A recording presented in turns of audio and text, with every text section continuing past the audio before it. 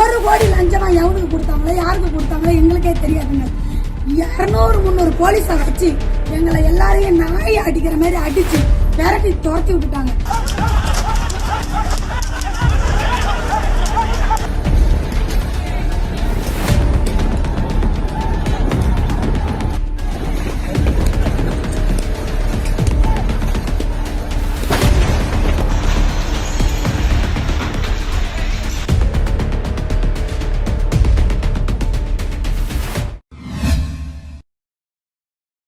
नमस्कार। Justice for Shrimati. कल से सोशल मीडिया, अखबार, मेन स्ट्रीम मीडिया, हर जगह आप यही सुन रहे हैं, इसी के बारे में देख रहे हैं, पढ़ रहे हैं। श्रीमती 12वीं कक्षा में पढ़ने वाली छात्रा, उसकी मौत हो जाती है। मौत के बाद जो बवाल तमिलनाडु में शुरू हुआ, जो विद्रोह शुरू हुआ, उसने पूरी दुनिया की नजर इस खबर तक पहुंचा दी। श्रीमती के बारे में जितनी भी खबरें आपने देखी होंगी, उसकी एक और एंगल को हम आपको दिखाना चाह रहे हैं। इसकी शुरुआत हम करेंगे हमारे हाथ में जो पोस्टमार्टम रिपोर्ट है उससे। पोस्टमार्टम रिपोर्ट में कई ऐसे सवाल खड़े हो रहे हैं जो शायद नजरअंदाज नहीं किए जा सकते। श्रीमती की डेड बॉडी कैसे सरकारी अस्पताल पहुंची, किसने परमिशन दी, कैसे श्रीमती को अस्पताल लेके जाया गया, ये तमाम चीजें। पहले तो ये पूरी कहानी सुन लीजिए, उसके बाद पोस्टमार्टम में आएंगे और पोस्टमार्टम रिपोर्ट के बारे में जब आप पढ़ेंगे तब आपको समझ में आएगा कि इसको आप मौत समझेंगे या फिर खुदकुशी। जुलाई 13 तारीख की बात है। कल्लाकुर्ची नामक एक जगह है, वहां पे एक स्कूल है। उस स्कूल में पढ़ने वाली छात्रा जिनका नाम है श्रीमती 12वीं कक्षा में पढ़ती थी। सुबह सुबह यानी तड़के कुछ 3-4 बजे की घटना है जब श्रीमती के साथ पढ़ने वाली एक लड़की बाहर आती है और शोर मचाती है कि कोई नीचे गिर गया है, किसी की जो बॉडी है वो नीचे पड़ी है। और लोग इकट्ठे होते हैं। जब नीचे उतर के देखा जाता है तो श्रीमती पहचान में आती है कि लड़की तो हमारे साथ पढ़ती थी, 12वीं कक्षा में पढ़ने वाली लड़की। तुरंत जो एडमिनिस्ट्रेशन है, जो स्कूल का एडमिनिस्ट्रेशन है, उसका फोन जाता है श्रीमती के माता पिता के पास कि इस तरह से आपकी बेटी गिर गई है 3रे माले से। हमने इनको फौरन एम्बुलेंस के जरिए अस्पताल पहुंचा दिया है। कुछ आधे घंटे के बाद दोबारा एक और फोन जाता है श्रीमती के घर वालों के पास कि हम उनको बचा नहीं पाए, श्रीमती की मौत हो चुकी है। भागे भागे जो घर वाले हैं वो अस्पताल पहुंचते हैं। अस्पताल ये कहता है कि बॉडी तो शिफ्ट हो गई है सरकारी अस्पताल में। सरकारी अस्पताल में आधे घंटे के अंदर बॉडी शिफ्ट हो जाती है बिना पुलिस परमिशन के। जब एक बॉडी यानी जब एक मृतक की बॉडी अस्पताल पहुंचती है, कई सारे प्रोसेसेस होते हैं, यानी जो गार्डियन है, जो पेरेंट है, वो वहां पे पहुंचने चाहिए, रिश्तेदार वहां पे पहुंचने चाहिए, जो कोई एक रिसीव जो करता है बॉडी उसके दस्तखत होने चाहिए। अगर इस तरह का कोई केस है तो एक पुलिस अधिकारी, कांस्टेबल, कोई तो वहां पे होना चाहिए जिसने इस पूरी चीज को रजिस्टर किया, रिकॉर्ड किया, और उसके बाद उस पूरे प्रोसेस के बाद बॉडी सरकारी अस्पताल के मॉर्चरी में जाती है। मॉर्चरी लेता तक नहीं है अगर कोई कायदे से पेपर्स ना हो।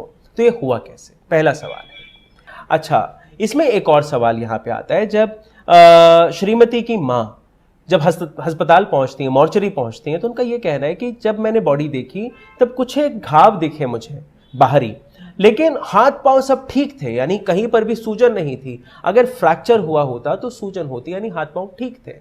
और ये इसके पोस्टमार्टम में भी आया। 3रे माले से जब बच्चा नीचे गिरता है, कोई भी शख्स गिरता है, अगर 12वीं की ये छात्रा है, अगर बेहद कमज़ोर भी रही होंगी तो भी 50-55 किलो की रही होगी। तो इस वजन का एक इंसान जब 3रे माले से गिरता है, यानी 30 फुट की ऊंचाई से गिरता है, उसका हाथ या फिर पैर, इन दोनों में से कोई एक ही पहले ज़मीन को टकराएगा, और जो भी हिस्सा ज़मीन को टकराएगा वहाँ पर फ्रैक्चर होएगा। लेकिन पोस्टमार्टम रिपोर्ट इसके उलट है। यहीं आपको देखना चाहिए और ये सवाल भी यहीं से खड़े होते हैं। 13 तारीख की सुबह ये जो मामला है ये बाहर आता है। 14 तारीख 3:20 जो कल्लाकुर्ची की डीएसपी हैं उनके द्वारा ये रिपोर्ट गई और उन्होंने ही वहाँ पे पोस्टमार्टम का जो सर्टिफिकेट है उसमें हस्ताक्षर वगैरह किए हैं। 3:30 पोस्टमार्टम शुरू होता है, 5 बजे पोस्टमार्टम खत्म हो जाता है। 14 तारीख 7वां महीना 2022। सबसे पहले तो इनके कपड़ों के बारे में बताया गया है। कपड़ों में आप देखिए डार्क ब्लू ओवरकोट पहने हैं जिसमें खून के धब्बे हैं। इसके साथ साथ नीले रंग की स्ट्रिप्ड टॉप है, यानी स्ट्राइप्ड टॉप है, उसमें धारीधार नीले रंग के एक टॉप है, उसमें भी खून के धब्बे हैं। लाल रंग की शमीज पहनी है, उसमें भी खून के धब्बे हैं। नीले रंग का पैंट पहना है, उसमें भी खून के धब्बे हैं, यानी सर से लेके पैर तक जो भी इन्होंने पहना है उन सब में धब्बे हैं। इसके बाद जो इनकी बॉडी के बारे में कहा गया है, यहीं पे सवाल खड़े होते हैं, यानी पूरे शरीर में छोटे छोटे घाव हैं, यानी 1 सेंटीमीटर जितने घाव, 8 सेंटीमीटर जितने घाव, 22 सेंटीमीटर जितने घाव, और ये तमाम घाव जितने भी हैं ये नील पड़े हुए निशान हैं, यानी ब्रूसेस हैं। जगह जगह लाल रंग के डार्क रेड कलर के ब्रूसेस हैं, कहीं नील पड़ा हुआ है, कहीं ब्लड क्लॉट हो रखा है, इस तरह के ये दाग हैं। इनके सर पे एक डीप कट है जो कि 3.1 सेंटीमीटर लंबा है। ये कट है जो इनके सर पे है, स्कल्प में है। इसके अलावा और कहीं पर भी कोई चोटों के निशान नहीं है। और साथ ही साथ एक और बहुत महत्वपूर्ण चीज़ बताई गई है कि जो इनका रिब है, जो पसली की हड्डी है लेफ्ट हैंड साइड की, वो टूटी है। हाथ नहीं टूटा, पैर नहीं टूटा, सर नहीं फटा, बाकी कहीं से भी किसी भी तरह के चोटों के निशान नहीं है। और इसी पूरे पोस्टमार्टम की जो आखिरी लाइन है ये बहुत इंपॉर्टेंट है। इसमें ये कहा गया है, जो ऑब्जर्व किया है डॉक्टर ने, पोस्टमार्टम के डॉक्टर ने, उसमें साफ तौर पर लिखा है कि अब्रूसेस आर डार्क इन कलर, यानी डार्क लाल रंग के, एकदम सुर्ख लाल रंग के निशान हैं जो मौत से पहले इनके शरीर पे आए हैं। All injuries are antemortem and fresh in nature, यानी ताजे जख्म है, ये कोई पुराने जख्म नहीं है, ताजे जख्म है और मौत से पहले के जख्म है, उसके बाद इनकी मौत हुई है। पोस्टमार्टम पर एक और साफ तौर पर एक चीज लिखी गई है, deceased would appear to have died of haemorrhage and shock due to multiple injuries on the body. पूरे शरीर में कई तरह के घाव हैं, इस वजह से इनकी मौत हो सकती है। इसका फर्दर एग्जामिनेशन होगा, जो केमिकल एनालिसिस करा जाएगा, ये बात की बात है। लेकिन अभी जो हमने प्रथम दृश्य जो भी हमने देखा वो ये है। अब जो ये पूरा जो प्रोसेस है, इसको वीडियो रिकॉर्ड भी किया गया और इसके साथ साथ अगर आप देखें तो इसकी पूरी रिपोर्ट पुलिस को सौंप भी दी गई। अब जो पेरेंट्स थे, जो वहाँ के जो लोग थे, उनमें इतना गुस्सा था, इन्होंने सीधे सीधे ये कहा कि भाई इसका दोबारा से पोस्टमार्टम कराइए, हमें इस इतने पोस्टमार्टम से पूरा भरोसा नहीं है, इसको और आगे आपको करना है। और इसके लिए जो मद्रास हाई कोर्ट है उसने आज परमिशन भी दे दी है और कहा है कि दोबारा से इसका पोस्टमार्टम होगा। इस पोस्टमार्टम में लड़की के पिता और एडवोकेट दोनों ही साथ में रहेंगे। इसके इन सब के चलते वीडियो रिकॉर्डिंग भी होनी चाहिए। अब एक और एंगल देखते हैं, पूरा मसला जो कि 13 तारीख से शुरू हुआ और अभी तक यहाँ पे क्या क्या हो रहा है। 13 तारीख को लड़की की मौत हो जाती है, जो रिलेटिव्स हैं, जो रिश्तेदार हैं, वो प्रोटेस्ट शुरू कर देते हैं 13 ही तारीख से। 14 तारीख को पोस्टमार्टम किया जाता है।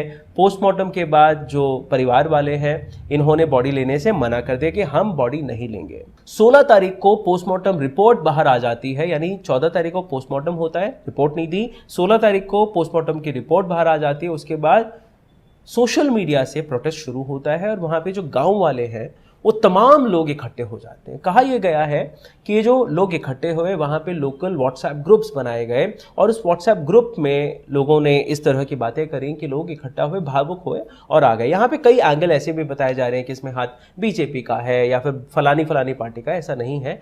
जहाँ तक हमने जो भी इन्वेस्टिगेशन करी उसमें ये पता पड़ा कि वहाँ पे जो लोग हैं, लोगों में इतना आक्रोश रहा कि एक के बाद एक ये लोग इकट्ठे हो गए, वहाँ पे स्कूल को ध्वस्त किया। इसके चलते जो स्कूल की सेक्रेटरी हैं शांति, उनका एक स्टेटमेंट बाहर आता है। उस स्टेटमेंट में यह कहा जाता है कि जो सीसीटीवी फुटेज था, सीसीटीवी फुटेज को हमने नहीं दिखाया, इस तरह की कई गलत कहानियां चल रही हैं और ये ऐसा नहीं है। हम तो पहले दिन से इस पूरे मामले में पुलिस की सहायता कर रहे हैं, यानी 13 तारीख से पुलिस के संपर्क में है और जैसा जैसा जिस भी अध्यापक को वो चाहते हैं इन्वेस्टिगेट करना, उनको हम सामने लाके खड़ा कर रहे हैं। फलाना चीज़ें इन्होंने बताई। इसके पीछे भी एक और मैं वजह बताता हूँ। स्कूल की जो प्रिंसिपल है शिवशंकर, उनको अरेस्ट कर लिया गया है। स्कूल की सेक्रेटरी जो है शांति, उनको अरेस्ट कर लिया गया है और जो स्कूल के ओनर हैं रवि कुमार, उनको भी अरेस्ट कर लिया गया है। अब जो सीसीटीवी की कहानी, ये भी आप सुन लीजिए। स्कूल ने ये कहा, जब घर वाले गए और बोला कि भैया सीसीटीवी दिखाओ हमें, आपके स्कूल में सीसीटीवी लगे हुए हैं, तो ये जब सवाल पूछा गया तो स्कूल प्रशासन ने ये कहा हर रोज रात को 10:30 बजे हम सीसीटीवी बंद कर देते हैं। क्यों करते हैं? सीसीटीवी का वहां पे लगाने का मतलब क्या है? अगर आपको बंद करना है तो उसका कुछ कारण होगा, उस कारण को लोगों ने अभी स्पष्ट नहीं किया है, लेकिन हर रोज रात को 10:30 बजे हम सीसीटीवी बंद कर देते हैं। इस वजह से उस रात क्या हुआ वो रिकॉर्ड नहीं हुआ। जो हॉस्टल है, क्योंकि वहां पे लड़कियां हैं, इस वजह से हमने हॉस्टल में सीसीटीवी नहीं लगाई। ये भी एक और सवाल है, क्योंकि जब आप स्कूल्स के बारे में बात करते हैं, बच्चे हैं वहां पे, उनकी सेफ्टी है, सिक्योरिटी है, कम से कम कॉरिडोर्स में आपको सीसीटीवी लगाना चाहिए, जहां पे बच्चे बैठते हैं, पढ़ते हैं, चलते फिरते हैं, वहां पे सीसीटीवी होना चाहिए। कमरों के अंदर आप ना लगाएं वो अलग बात है, लेकिन बाहर जो कॉमन एरियाज हैं वहां पे सीसीटीवी होना चाहिए। लेकिन यहां पर स्कूल ने किसी भी तरह का सीसीटीवी नहीं लगाया है, ये भी एक बात है। श्रीमती के शरीर में जो ये निशान है ये कहां से आए?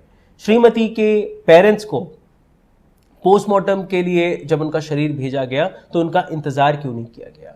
श्रीमती के जो घाव हैं वो तीसरे माले से गिरे हुए घाव नहीं नजर आते हैं, बल्कि मल्टीपल चोटें हैं, जगह जगह लगी हुई चोटें हैं। ये कहां से आएंगे? तमाम सवाल, इन तमाम सवालों के जवाब इन्वेस्टिगेटिव टीम हमें देगी, इसका हमारा भरोसा है। और इस बारे में, इस खबर के बारे में हम पल पल आप तक पहुंचते रहेंगे, आपको वो अपडेट्स देते रहेंगे। धन्यवाद।